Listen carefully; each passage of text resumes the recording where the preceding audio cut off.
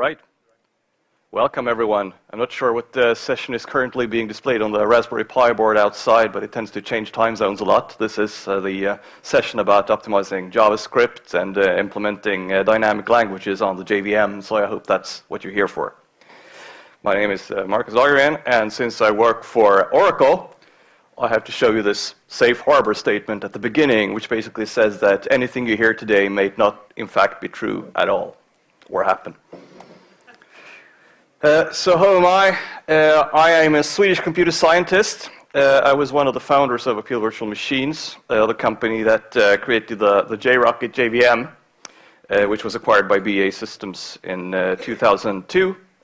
Which in turn was acquired by Oracle in 2008, and then finally, when we said, okay, now we won't be acquired again, it's not likely, Oracle acquired Sun in 2010, and then started 2 years of merging code bases and product strategies and whatever. So that was a bit chaotic, but the light at the end of the tunnel is here now, and it's not an oncoming train.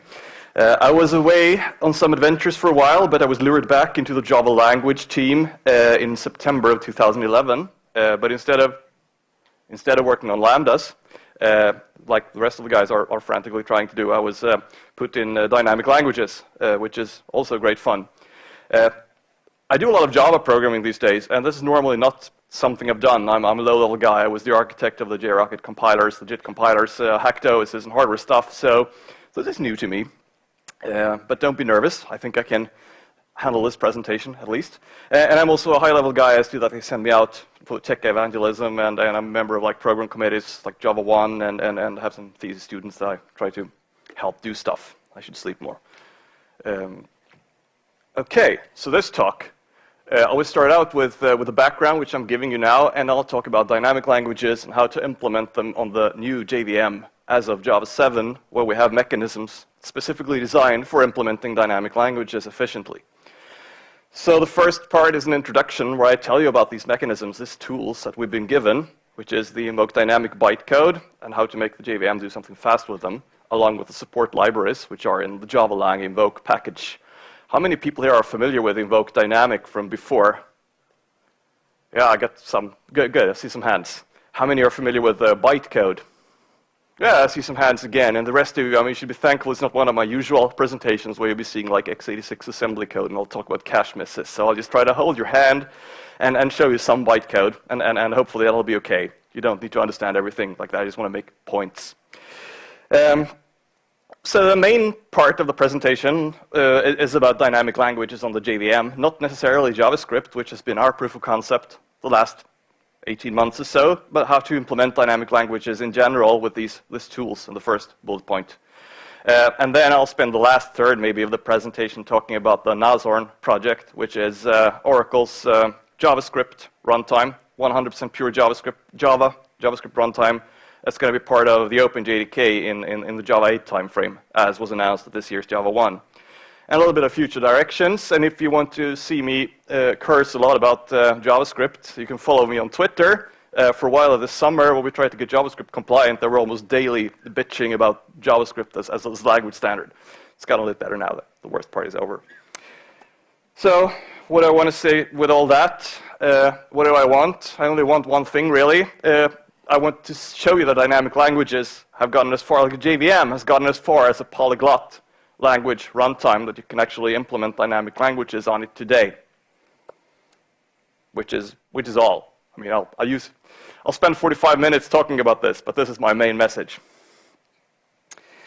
So, along with trying to sell you the JVM as a multi-language platform, I guess I'll start with that immediately, because I mean, on runtime, people have been trying to implement languages other than Java running on the JVM, even back since Java started in the mid-90s, because the runtime gets you a lot for free. You have memory management, automatic memory management built in. The VM comes with a variety of garbage collectors. You have a lot of code optimizations built in. You serve the JVM bytecode, and you have some industrial strength JIT compilation optimizations there. And both this and the memory system, there's like man-years, probably man-decades in the making. So if you want to write a JavaScript runtime, say from scratch, this will take a significant part of the time, but the JVM has that already.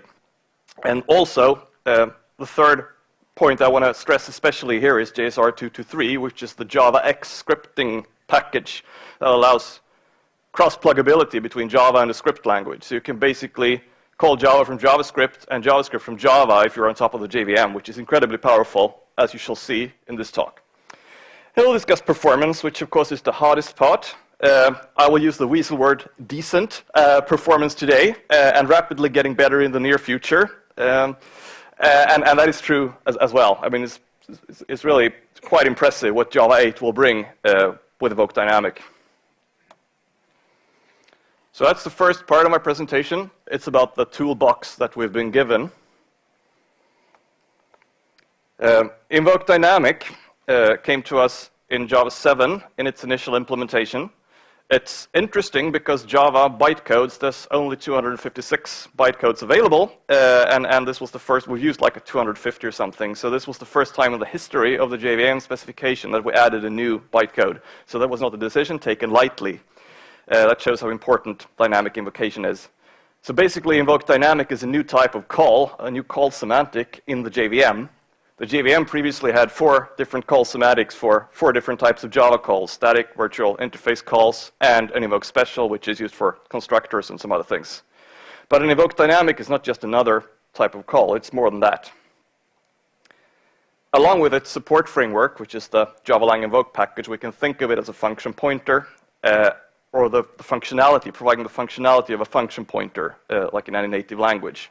And I know that some language purists here will cringe when I say you can think of it as a function pointer, but allow me to stretch the metaphor a bit and try to put stuff in there, so it's workable at least. So Invoke Dynamic gives you a way to do a call in your bytecode that you've generated for whatever language it is you're generating bytecode from without customary Java language style checks. It gives you complete control over the linkage of your call. Everything can be solved at runtime. And you can say that this method now goes here at runtime the first time you see it, which is essentially if you want to hot swap method call targets. If you want to say this call no longer goes to method A, it goes to method B, it provides you a mechanism to do that. And it's not something that JavaC will spit out, at least not currently. I'm pretty sure that Lambdas will use a small amount of Invoke Dynamic, but not the enormous amounts like every third bytecode that is the case when you implement the dynamic language on top of the JVM. So it's mainly a construct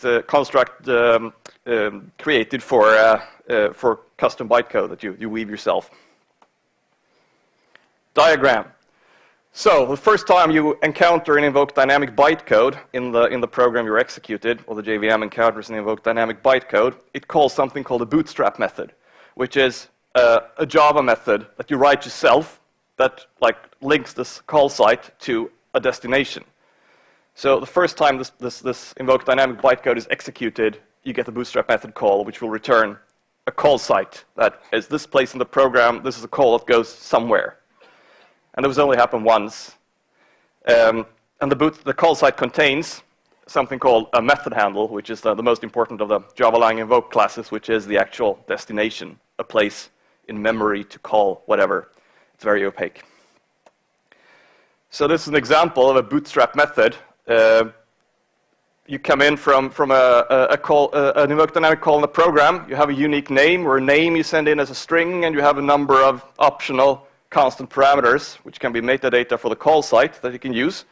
So typically what you do, this is just the most generic description of what a bootstrap method does, is you use some function of the name of the call site specific args to look up a target, a method handle target that you're going to jump to with this call, and you wrap it in a call site of some site and return the call site. And call site in this case is a mutable call site, which means that you can reset it. You can say that now it points to this method handle instead, or this method handle instead. But it can also be a constant call site, which tells the JVM that this will never ever change. Go ahead and optimize it, inline it right away. And there's some different semantics. You can even subclass call sites and customize them, which we do. So the method handle is your function pointer in this case, if I want to keep with my slightly convoluted analogy to function pointers. A small example of using method handles from Java is that we ask for a method type, which is another abstraction in Java Lang Invoke, that returns a string and takes 2 character arguments.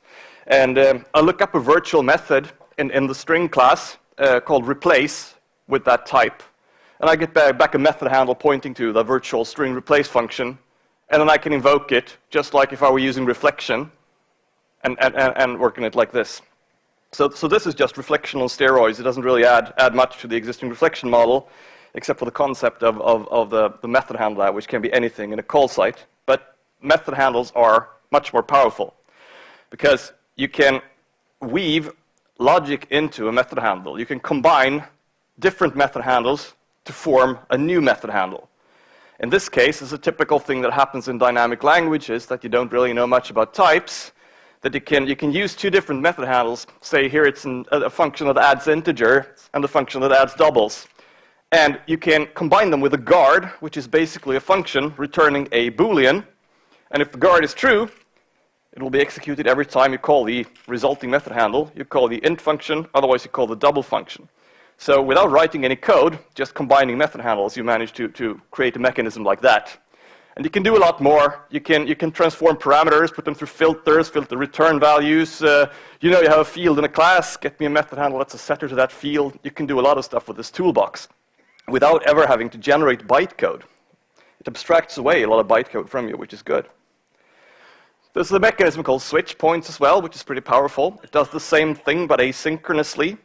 So you can basically say that here are two method handles, add int and add double, combine them into a method handle called add, and if something happens, something not int, whatever, invalidate the switch point. And then, with volatile thread semantics, immediately visible to all threads, all call sites in the program pointing to add int will now point to add double. So it makes it really easy to swap out code with this kind of mechanism.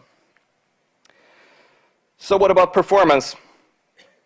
Well, in a dynamic language where you frequently don't know anything about linking until runtime, and you have to swap out call site targets, usually you have to implement, if you did this in Java, in bytecode before we had Invoke dynamics, usually you'd invent maybe some Invoke interface-based machinery dispatch thing, or regenerate the class or whatever. It's a very complex operation to change a call site to point to another one. So that is a lot cheaper now, because the JVM knows that you mean it to point to this place here. It might change later, but go ahead. I mean, you see immediately what you're trying to do here. The JVM can't readily resolve any strange class regeneration machinery that you invent in order to have exchangeable call sites. So, and it can optimize, of course, on standard runtime assumptions. The guard is probably taken weight with the not taken case. And I mean, this is superior performance to, at least in theory. But I mean, if you change call site targets too many times, what the JVM will do is try to optimize the call site you have. Oops, another one. Trap, de-optimize, re-optimize. Oops, another one, and so on. So I mean, we'll give you all these tools, and you can still end up in situations with megamorphic call sites, as they're known, where you have to shoot yourself in the foot. So I mean, you have to wield these tools carefully, but use them correctly, and there's a large win compared to like what was previously available in bytecode and the JVM. So I'm going to conclude the introduction to the little toolkit here with referring to an article that Julian Pong, who couldn't join us here today, but was one of Stephen Chen's night hackers. He just finished a great technical introduction article to Invoke Dynamic, which I had the honor of reviewing, and it will be published pretty soon. And there's plenty of tutorials on the net. You can just Google Invoke Dynamic and you find a lot of good stuff. And the ASM framework is pretty mature. It's going to go in the OpenJDK for Java 8 as well, if you want to weave your own bytecode and play around with this. That ends the introduction. The next part is how can we use this toolkit, show you some examples of what faces the implementer of a dynamic language on the JVM. And as you can see from the colorful icons that I've stolen from the internet, there's plenty more, but people tend to implement dynamic languages on the JVM a lot. So, hows and whys. I want to implement a dynamic language on the JVM. I say that in 1996. Bytecode is already platform independent, so what's the problem? Go ahead and generate some bytecode for whatever it is you're compiling.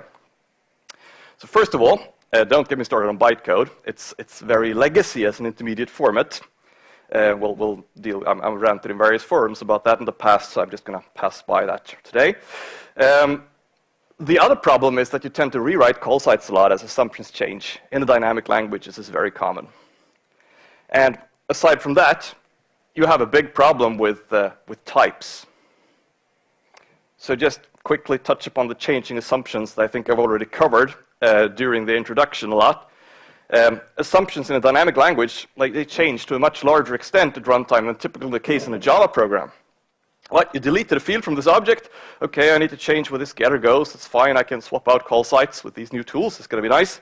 And all the places who assume that an object layout had more fields, they need to be updated as well. So, I mean, use a guard, invalidate like a version number, whatever. The method handles gives you good mechanisms here. And then some dynamic languages like JavaScript.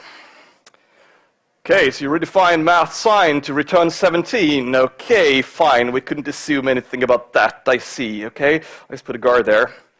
Okay, you set your constructor to the number 3. I see, you're an idiot, but I guess I'll have to, okay then. So this is the problem with assumptions frequently changing at runtime. It's gotten a lot better when you can swap out a call site quickly or use a switch point asynchronously. But of course, it's still hard because you have to check that, I mean, someone hasn't reset math sign to return 17. You can't get rid of that, which in Java, I mean, you call the math class, it's intrinsic, it's well defined in the JDK what it does.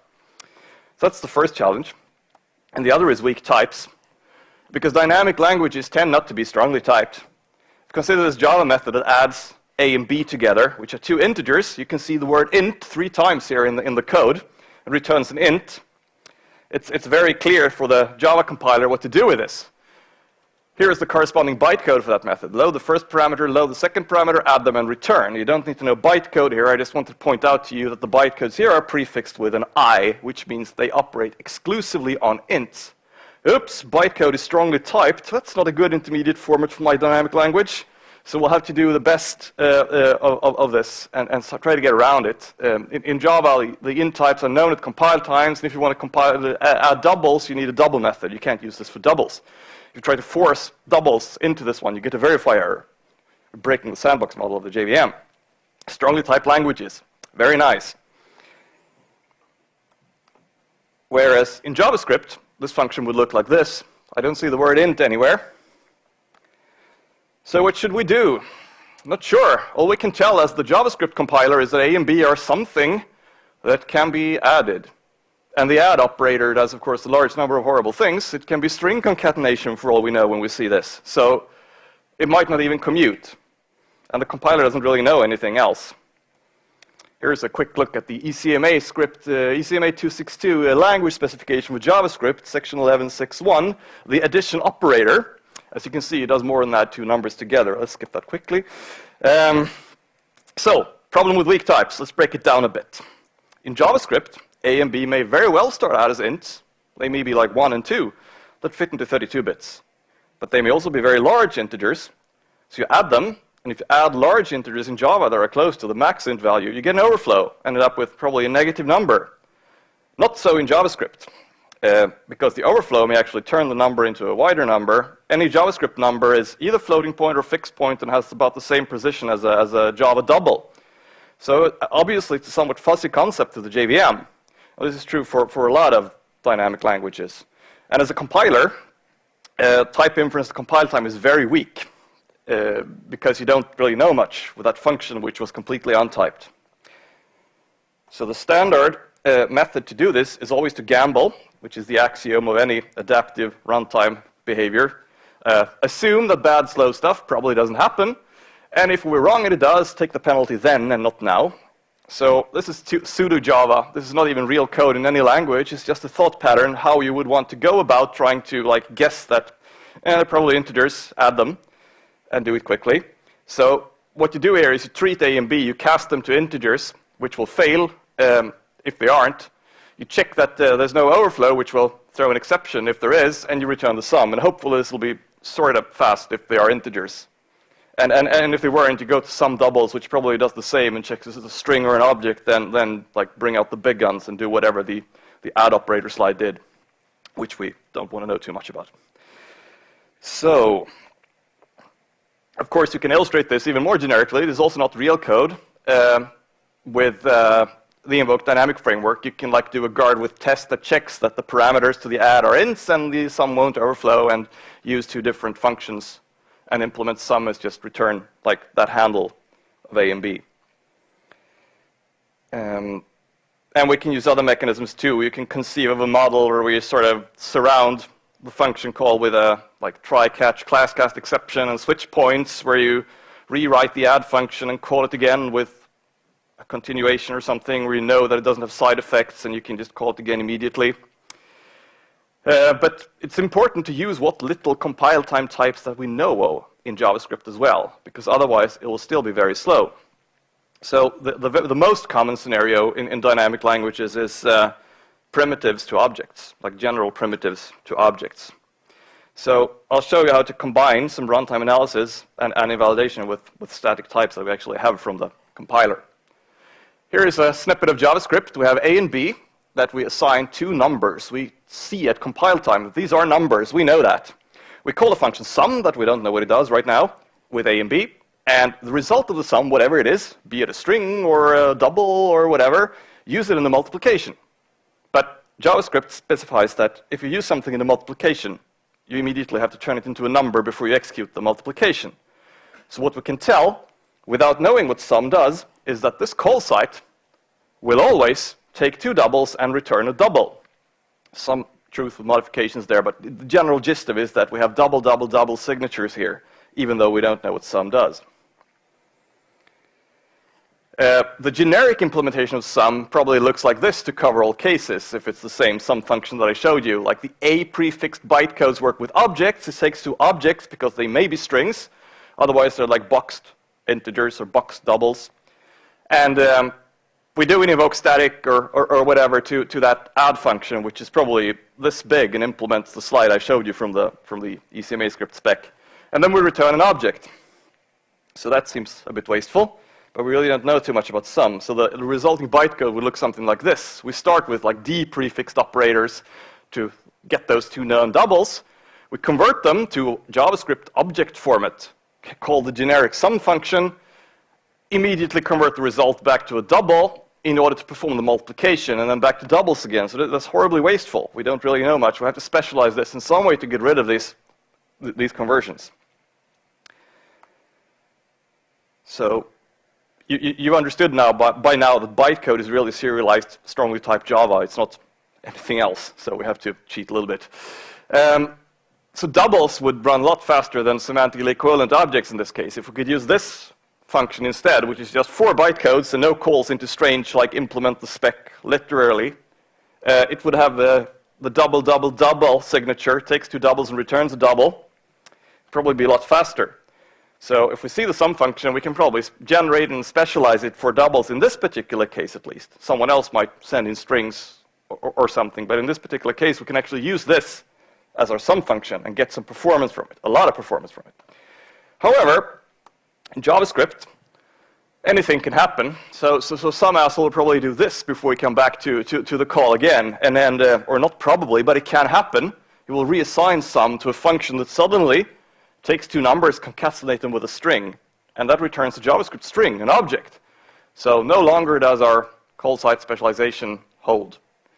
I mean, it doesn't matter that it's a string, because for our multiplication, if you convert a string to a double in JavaScript, it turns into nan or something like that. So I mean, it's semantically correct to still use doubles for that call site, but someone changed sum. So, I mean, we hope this doesn't happen. No one will change sum, but we have to handle the case. So we can use a switch point mechanism and do a revert stub. Doesn't need to be explicit bytecode. And the call site will now point to the revert stub and not to the double specialization. So what I'm saying is that all these conversions that we need in the generic case, bring them in only in case someone overwrites sum. We can check that with a listener framework or something. And the cool thing is that this is explicit bytecode, but I can do all that with method handles. I just say, give me a method handle for sum, okay, filter the first parameter through to object, the other two to object, and filter the return value to number. I don't need to know anything about bytecode to do this. It's actually pretty neat. So this on the left side turns into that on the right side, and I benchmarked those, and the right side is about a factor 100 faster. So that's good. And all of this because we had to cover for the case that someone would overwrite sum, which no one ever does. The other problem in JavaScript or dynamic languages is that a field in a scope, or a variable in a scope, has to be a field in memory. So what should you do? I mean, we can, of course, keep every field in an object, a Java-lang object, and box all primitives, but that's expensive because boxing tends to cost. The JVM can't eliminate all boxings. So you have memory overhead and you have the boxing overhead itself. So a naive approach might be to say, okay, this probably starts out as an int, represented as an int. It might turn into a double later, then we have to have a double location for it, and it might turn into an object if someone concatenates a string to it, and then we have an object location. That's, of course, since we don't have the concept of unions in Java, it's very expensive to do this and very naive, just trying to illustrate a point. We need to keep things as primitive as possible and reduce data bandwidth. So the nightmare scenario would be this code here. You have an x, which starts out as an undefined variable. You assign an int to it, then you return the int field, you assign a double to it, then you have to sort of move it over to the double field, and then you concatenate a string to it, and then you sort of have to move it over to the object field. So that's pretty expensive. So again, this is not actual code. This is stuff that you can do with method handles. You can consider something like this, setting up like if you have an int, if you represent it as an int and want to return an int for something, a bitwise operation, you just return the field.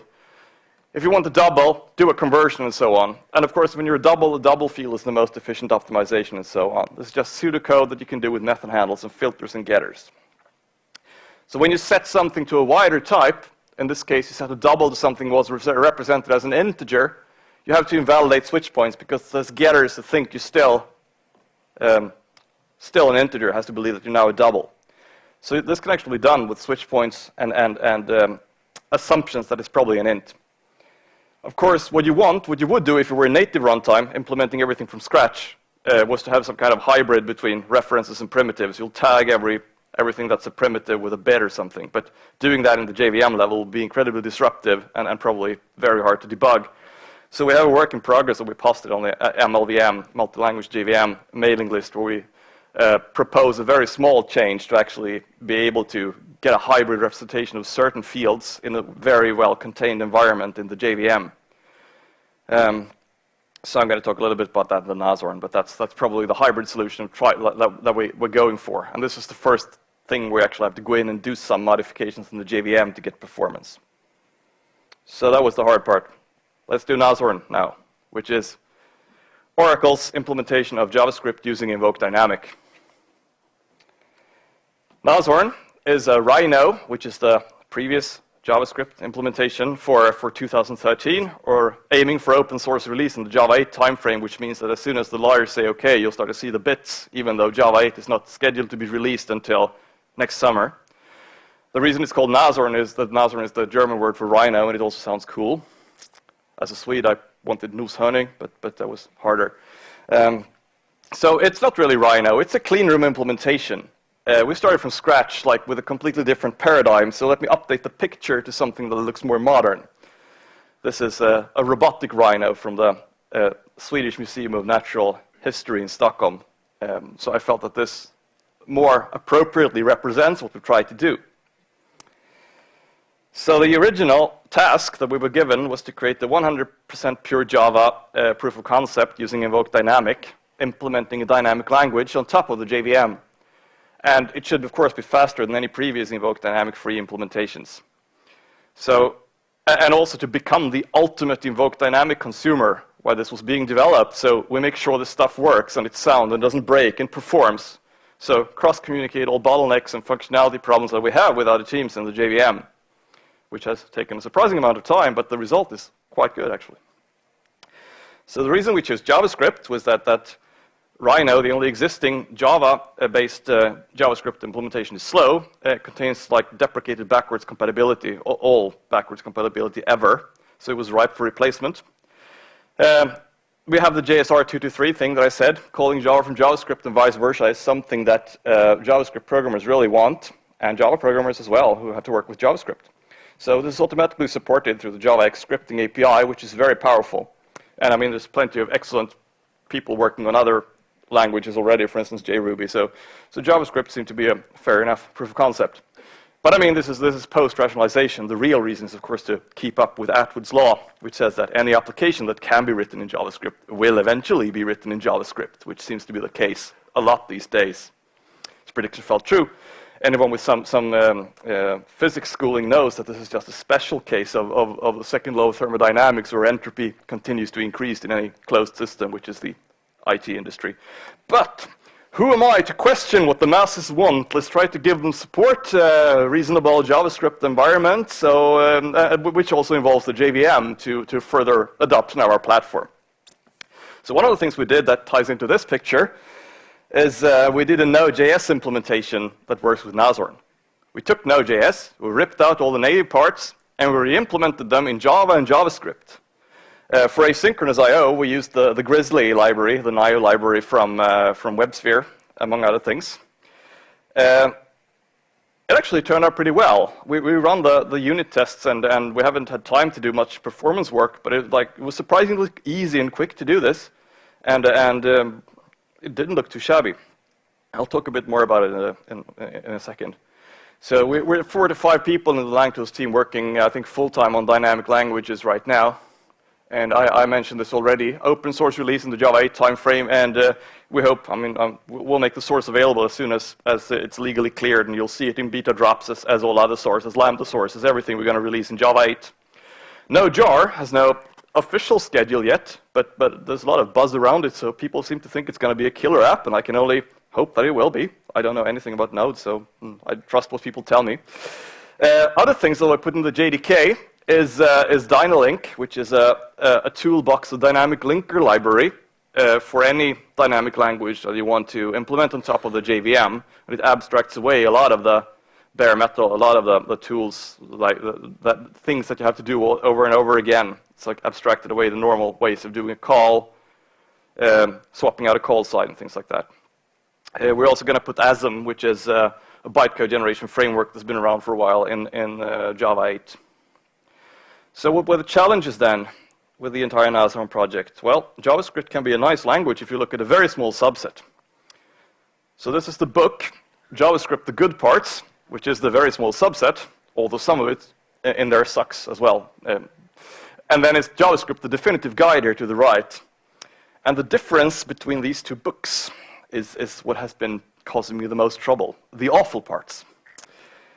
So I've written compilers since I was 19, and I worked with runtime since I was 24 something. And JavaScript is by far my worst challenge yet, because there's so much stuff that you never do in the JavaScript language, but you have to support math sign equals 17, etc. Array prototypes, you go in and set like array prototype index 1 to 17, and now every array ever will have 17 as the first element when you create it. So there goes my efficient array representation. You have something that says a.x.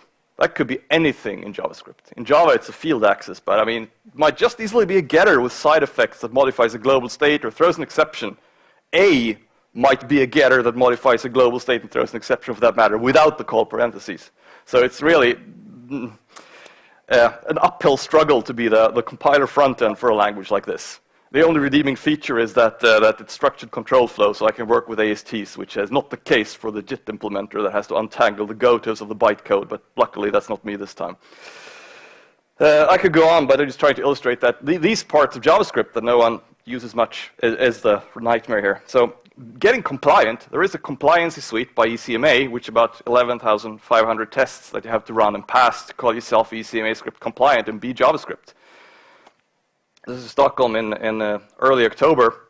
This is Attila on my team. He's running the ECMA test suite. You can see that we're in a pub because we had it was a depressing week with JavaScript compliance. But finally, there's also a crappy picture because we're drunk, but you can see some of it. It says 100% at the bottom. We are 100% ECMA script compliant. And at the time of the writing, we are the only known JavaScript runtime to do this. SpiderMonkey doesn't do it, V8 doesn't do it, Rhino certainly doesn't do it, which surprised me some. So this is great. We can say we are JavaScript. We've implemented JavaScript now. We'll shift focus more and more towards performance. There's not so many JavaScript benchmarks, there are pure JavaScript benchmarks lying around. You can run Node and see how much HTTP requests you can push through it and stuff like that. But if you want to see how good you're at JavaScript, you have to run what I call the spec JVM 98 of the JavaScript world, which is the V8 benchmarks, which might or might not tell you the entire story, but this is the way it looks today. Rhino against Nashorn, yesterday actually. The green bars are Rhino and the blue bars are Nashorn, and the high is good. So you can see that without significant performance effort being spent yet, or we've spent some time, but it's more of a struggle to be compliant really so far, we blow Rhino right out of the water with Invoke Dynamic. Regexp is a special case because right now we don't have a regexp library. I just have a recursive descent parser where I translate the JavaScript regex to Java regexp, and they're of course not the same thing because that would be easy and makes sense. And the JavaScript and the Java regexp library has some performance issues, but we're working on that. There's actually third-party stuff that we can lift in after open source that'll help us a lot, and I will probably also eventually make it into Java in some form, I hope. When it comes to like V8 or SpiderMonkey or native JVMs, if you look at a benchmark like crypto, which is basically number crunching, it's really hard to beat something that just crunches numbers. If you have a JVM underneath you and it uses strong types and you have to sort of strap a weakly typed language on top of that, we can eat away some of the difference.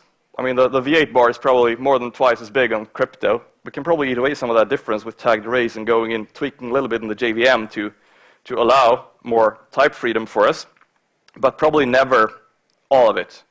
But when you look at other benchmarks like Splay there at the right, which is basically balancing a large binary tree, that does more what your typical JavaScript application does, like lots of call sites, and you have to have the correct call sites.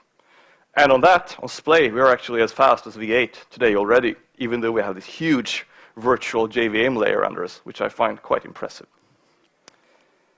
So, I mean, you said V8 was faster. Why not use a native runtime then? Well, okay. I'll try to present a case for the defense here. We are not one large single-threaded C++ monolith. We are a Java program. We're a lot smaller in scope than a single-threaded C++ monolith, as we don't need our own runtime. As I was talking about in the beginning, the Nashorn jar is actually just slightly larger than 1 megabyte, and ASM will go into the JDK. I think like 20% is the ASM library, so it'll go down below 1 meg. Project Jigsaw, which is Java 9 now, will help us even more to load all of the modules we need in constrained environments. So footprint is definitely one thing. Multi-threading, we don't currently support multi-threading as JavaScript is not multi-threaded, but people are trying to do Frankenstein-like surgery and strap it onto JavaScript in different forms. In theory, we could use any of the commercial APIs and then like callback-based whatever, present multi-threading to it, which would be harder for a native monolith. And then, of course, the main selling point of Java is that we have free portability across all hardware. There's like a hotspot implementation on every little piece of silicon that you can imagine. When it comes to the no-jar implementation, it was actually already quite fast, or we've seen about half of the V8 scores on the HTTP benchmarks with like 80% of a person working on this. So I think it has some potential there, especially hybridizing Java and JavaScript for the stuff that has to go fast. So JSR 223, I was personally skeptical like to hybridizing languages like this, but it turned out when we did the node port that it was incredibly powerful. We didn't have to write nearly as much as JavaScript as we thought we did, which in my book is a win. We could use Java data structures and Java calls when we needed to. And that made it a significantly less complex undertaking. That's why we even tried to do something like no-jar, because we know that there's a lot of existing JDK stuff that we can just use out of the box. So I would say that you want this pluggability as a JavaScript developer. And then you need a JVM below you. So the killer apps, what are they? I don't know. I don't do product management. I just solve impossible problems. So it would be, I think, very attractive with a self-contained no-jar, both in the Java EE cloud as well as in embedded environments. As a proof of concept before Java 1, we deployed Nashorn running no-jar on a Raspberry Pi board, and it just worked. So that's pretty cool. Java Mission Control. That's a big thing. It'll be available in Java 8. It was previously known as JRocket Mission Control and is one of the instrumentation tools. It's the best instrumentation tool in the world, really. That was integrated with the JRocket virtual machine, and it's being integrated with Hotspot to be ready in the 8 timeframe. And this enables you to do things like not only see exactly what the JVM is doing, but write your custom plugins in Java so you can instrument your application in JavaScript or whatever. And that's pretty cool. So you have a lot of, it's really important to emphasize the the wealth of stuff you get from the JVM, just being on the JVM. Sure, you have to trick it into running weakly typed things in a strongly typed environment, but we'll probably solve that in Java 10 with pluggable front ends. I don't know, but I mean, today it's pretty cool that you have this entire stack that's very mature and has memory management and stuff for you. So for the future, now as we're running JVM, performance improvements on both sides, it was interesting to see what we could do, what the JVM could do when you feed it alien bytecode. Because, I mean, call bytecode platform independent all you want, but the JVM is really used to dealing with compiled Java programs as bytecode, and not the things that tend to appear when you do some JavaScript constructs. So this has been my main feeling this entire year, I think.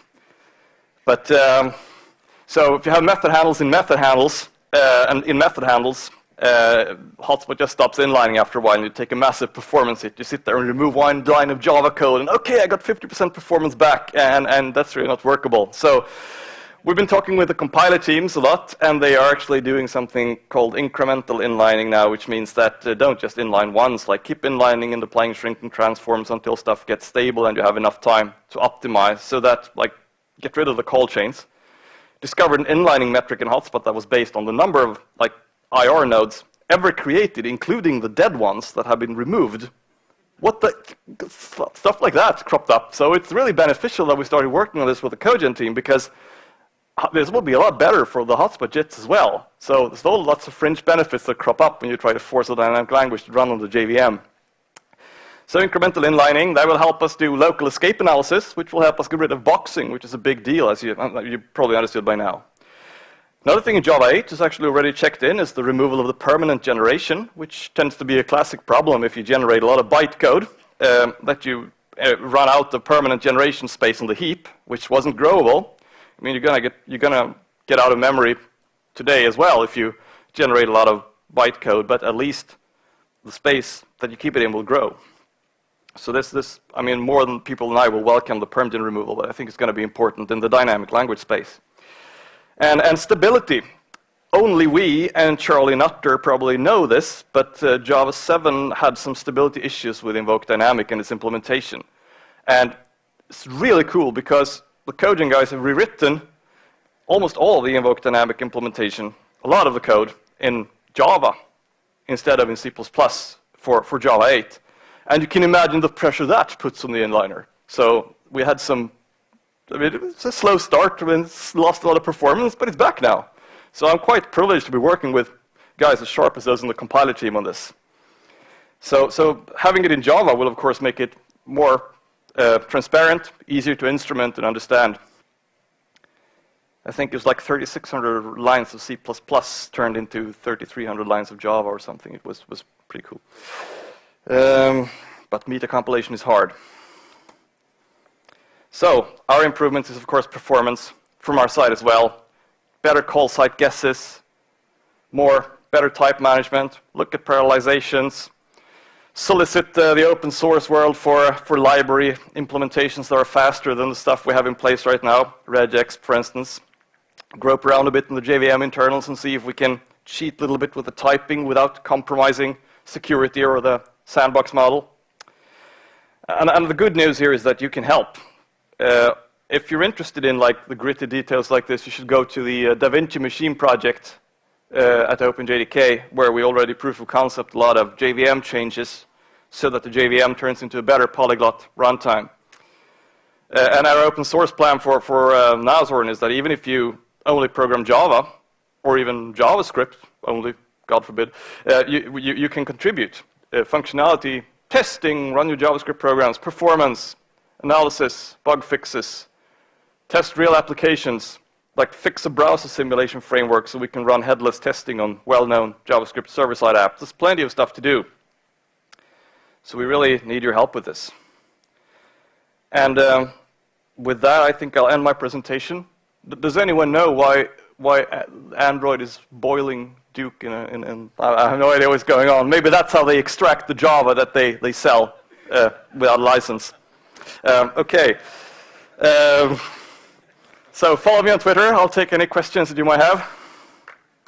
Thank you. Yes? Have you performance of the Java program when it's transcripted to JavaScript running on Nashorn?